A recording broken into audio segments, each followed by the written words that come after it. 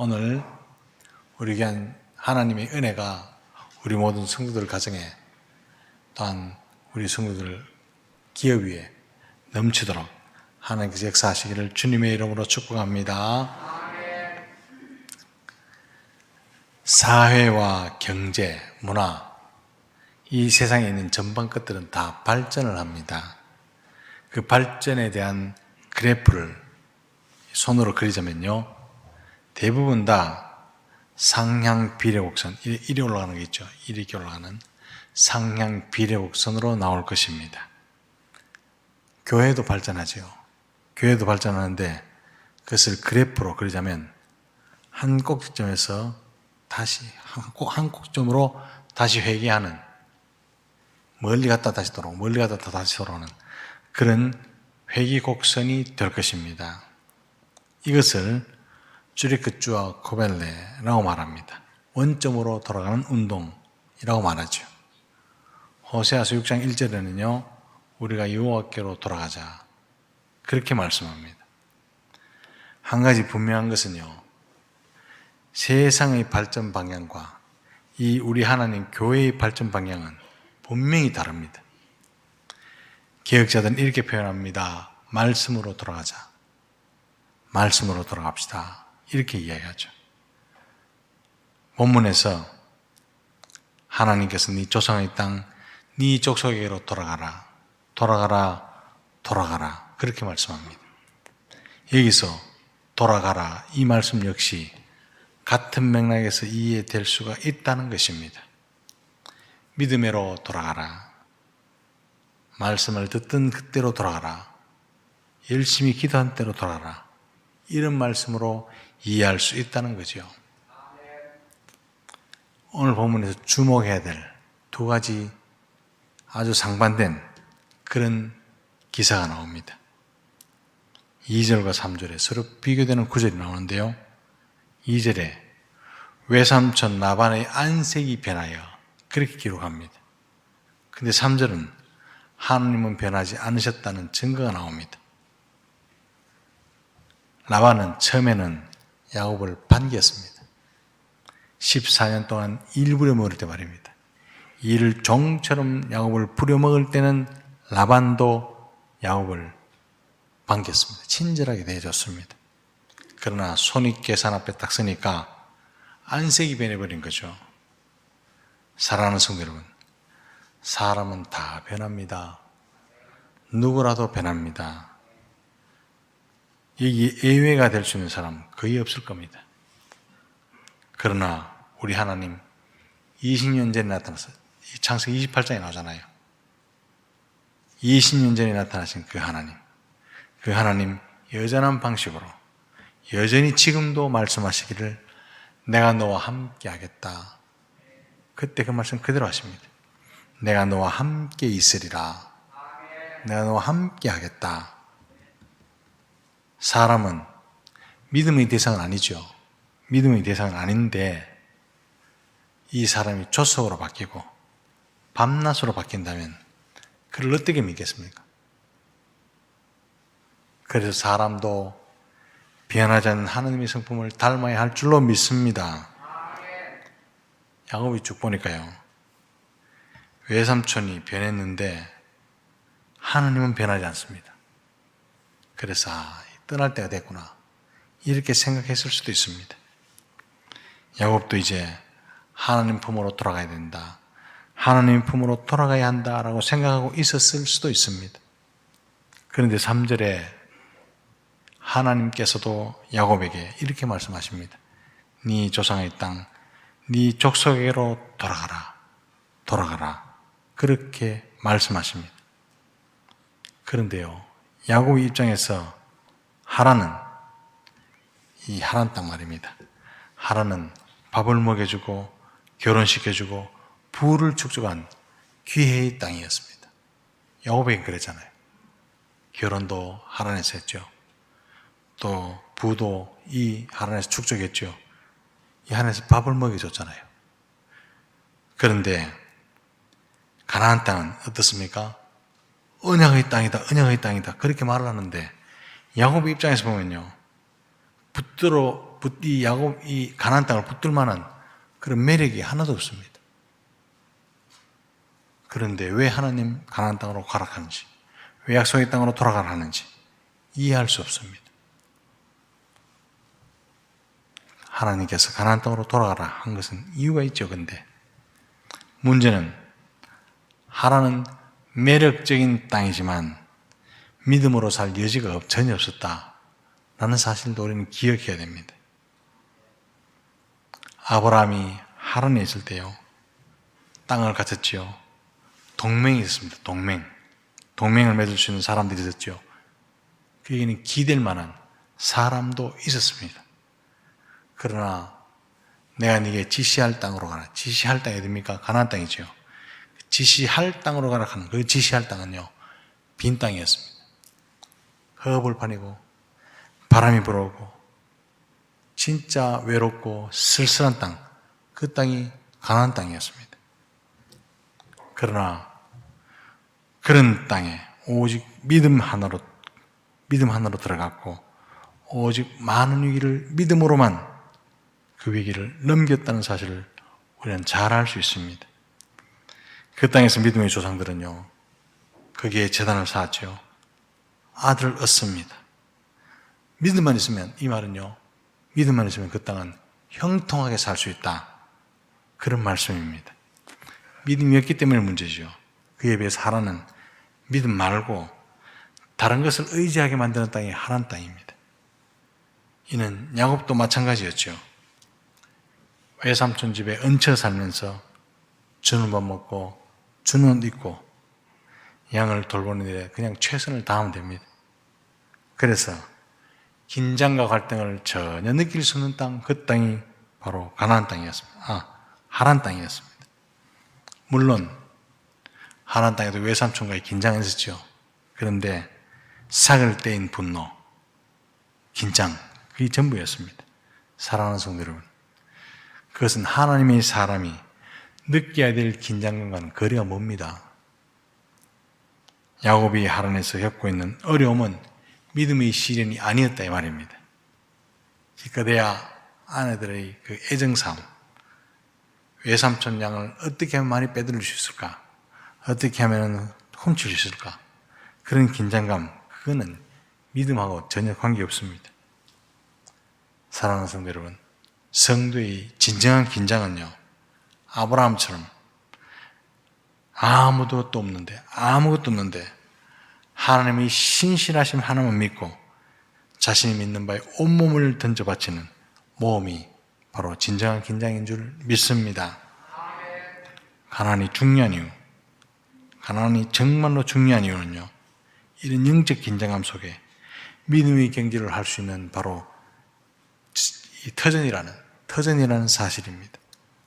그런데 우리가 같은 공간, 같은 시간을 살아도 어떤 사람에게는 하란이고 어떤 사람은 가나안에 있다라는 사실을 우리는 이 한 시간에 한번 점검해 봐야 됩니다.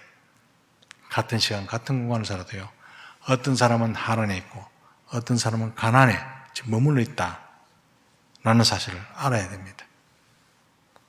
야곱은 하란에서 믿음의 긴장감이 없는 세월을 20년이나 보냈습니다. 시간 아깝죠? 그래서 하나님은 야곱을 믿음의 장으로 다시 불러내신 겁니다. 이제 결단할 시간입니다.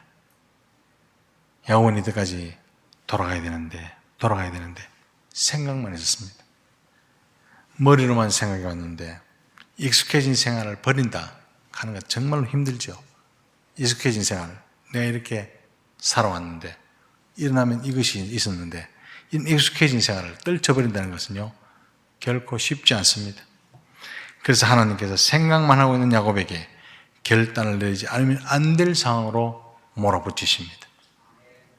자신을 행복하게 해줄 것 같은 그런 재물들, 행복하게 해줄 것 같아서 모은 그 재물들이 화근이 되었습니다. 라반의 재산보다요 훨씬 많아졌거든요.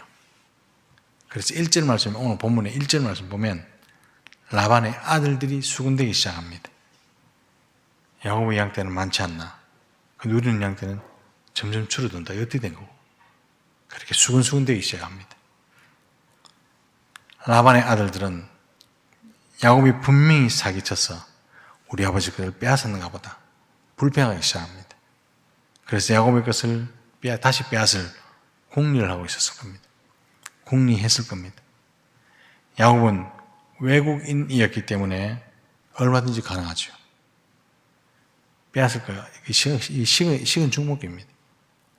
더 심각한 문제는 외삼촌 라반의 안색도 변했다는 것입니다. 서먹서먹할 정도가 아니고요. 적대적으로 바뀌었다. 바로 그 말이 노문성이 보면 타협할 여지가 사라진 겁니다. 이제 라반은요, 야곱을 원수로 생각하기 시작했습니다. 라반도 이거 문제 있다. 이래 생각하기 시작한 것입니다. 양을 빼돌리거나 양치기에 소홀하거나 야곱이 이런 문제가 있었다 라고 생각하면서요, 라반의 성격이 어떻습니까? 결정적인 한 방을 노립니다. 그냥 화만 나면 부르륵부르륵 하는 성격이 아니라 꾹 참고 있다가 결정적일 때 한 방 날리는, 이게 라반의 성격이잖아요. 이제 야곱의 살 길은 타협이 아니라 그 길을 떠나는 겁니다. 사랑하는 성도 여러분, 참 재밌는 이야기. 이스라엘 백성이 기름진 야곱을 떠나 광야에 들어가게 된 결정적인 계기는 바로가 전과 같지 않았기 때문입니다. 바로가 전과 같이 이제 돌아갈 때가 됐는데 이렇게 말하고 있는 이 이스라엘 백성에게 요셉의 공을 생각하고 계속 그들에게 후대했다면 절대로 그 길을 떠날 사람들이 아닙니다. 왜냐하면 야곱은요, 살기가 좋은 애굽은 살기가 좋은 곳이잖아요. 70년대 미국이고요. 또 80년대 한 호주 정도 됐을 겁니다. 살기 좋은 곳, 어딘지 구할 것이 있는 곳, 과일이 많고 풍성한 곡식이 있는 그것이 애굽이었습니다. 여전히 바로가 우호적이었다면 절대로 떠나지 않을 것이기 때문에 하나님은 요셉을 모르는 새로운 왕조를 일으키셔서 이스라엘 백성을 증오하게 하시고 노예로 삼고 남자 아기만 놓으면 다 죽여버리는 그런 왕이었기 때문에 이 애굽을 떠났다는 사실을 기억하시기를 바랍니다. 야곱의 경우도 똑같죠. 라반의 아들들만 그랬으면 어느 정도 타협의 여지가 남아 있습니다. 그러나 라반의 안색까지 변했다라는 것은요, 타협의 가능성이 낮다는 거죠. 이제는 떠날 수밖에 없습니다. 라반의 안색이 변한 것이 좋은 일입니까? 나쁜 일입니까? 좋은 일이죠.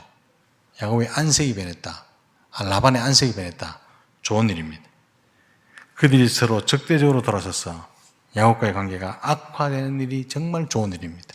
왜냐하면요, 다시 믿음으로 살 수 있는 기회가 야곱에게 주어졌다는 거잖아요.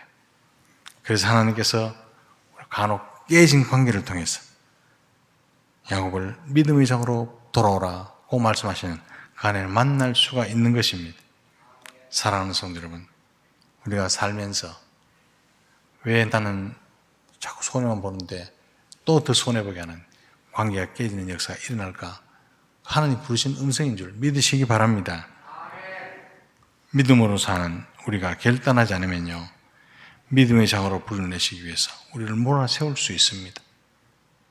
세상과 또한 성도가 지나치게 비정상적으로 친하다라고 하는 것은 문제가 있다는 겁니다. 문제가 있다는 겁니다.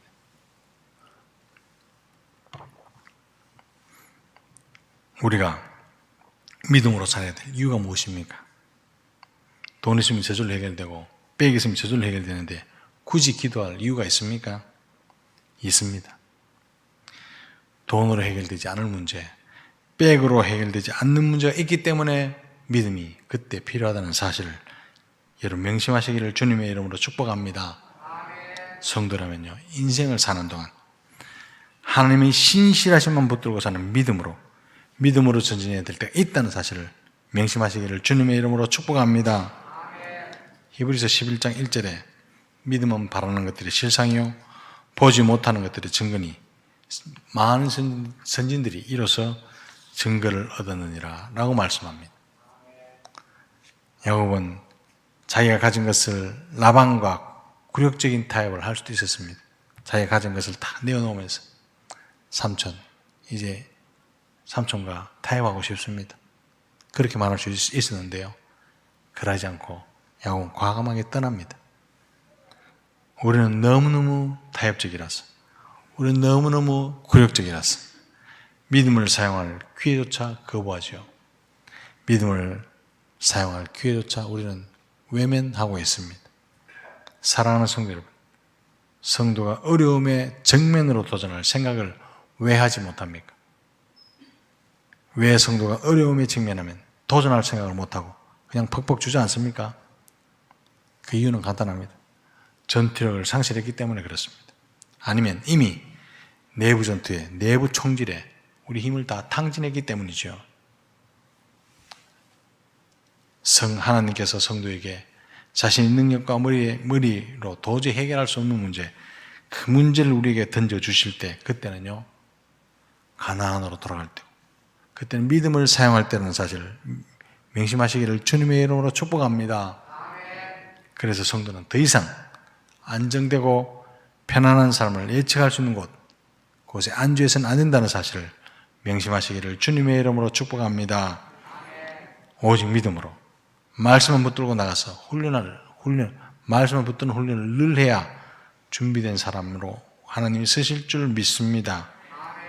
사랑하는 성도 여러분, 하나님은 이 세상에서 편하게 살고 이 세상에서 우리를 잘 먹고 잘 살게 하려고 자기 백성으로 불러들인 것 절대로 아닙니다. 세상에서 편안함을 느끼는 그리스도인은 믿음에서 벌써 도태된 것입니다. 도태된 것입니다. 세상적인 편안함, 세상적인 안락함, 그게 만족하며 사는 사람이 하나님 나라에서 아무도 기억해 주지 않는다는 사실을 기억하시기를 주님의 이름으로 축복합니다. 3절 말씀 보면 단순히 약속의 땅으로 돌아가라, 그런 말씀이 아니지 않습니까? 약속의 땅으로 돌아가라, 그게 아니고요. 3절 말씀은 주를 닦아놓고 하나님이 믿음의 경주에서 다시 도전하라, 믿음의 경주에 다시 도전하라, 바로 그 말씀입니다. 다시 금을 닦고 하나님이 야곱아 여기서 다시 출발하자, 야곱아 여기서 다시 출발하자, 자 준비됐나? 시작. 이렇게 출발시킨 하나님, 그 하나님이 바로 이 3절에 나타나신 하나님입니다. 우리 하나님께서는 실패한 과거가 없습니다. 늘 새롭게 출발하면 된다, 새롭게 출발하면 된다. 이런 하나님이 바로 저와 여러분들이 하나님임을 믿으시기 바랍니다. 신앙은요, 모험에 도전하는 겁니다. 그러나 그 도전은 무모한 것이 아니라 하나님께서 반드시 함께 해주신다는 현실적이고 아주 구체적인 하나님의 약속이라는 사실을 명심하시기를 바랍니다. 야곱이 고향으로 돌아가는 길에 어떠한 위험이 기다리고 있는지 아무도 모릅니다. 어떤 안전보장도 되어 있지 않습니다. 마찬가지로 우리가 믿음의 여정을 갈 때 눈에 보이는 어떤 여정도 우리 보장도 없습니다. 안전보장이 없습니다. 도와줄 사람이 아무도 없습니다. 돈도 없을 수 있습니다. 그러나 믿음 하나로 모든 어려움을 극복해낼 수 있다는 사실을 명심하시기를 바랍니다. 이를 통해서 하나님은 살아계시고 하나님이 모든 것을 주장하고 계신다라는 사실을 증거해 보여줄 수 있는 기회가 우리에게 왔다는 사실을 명심하시기를 바랍니다. 그래서 오직 믿음으로 걷는 길에 승리와 체험이라는 정 같은 믿음의 결정체가 우리 가운데서 남는 것입니다. 그것이 신앙의 진수지요. 사랑하는 성도 여러분, 환경이 두려웠어, 혹은 조건이 너무너무 좋았어, 오랫동안 주저주저 하면서 앉아있는 세월이 얼마나 지났습니까? 편안한 삶에 젖어서 하나님에 너무 오랫동안 머물러 있었다면 이제 일어나 돌아가는 역사 일어나시기를 주님의 이름으로 축복합니다. 하나님께서 말씀하시고 하나님께서 지키시고 인도하실 스릴 넘치는 모험이 저와 여러분들을 기다리고 있으리라 저는 확신합니다. 이 모험을 즐기시는 저와 여러분들 다 되시기를 주님의 크신 이름으로 축복합니다.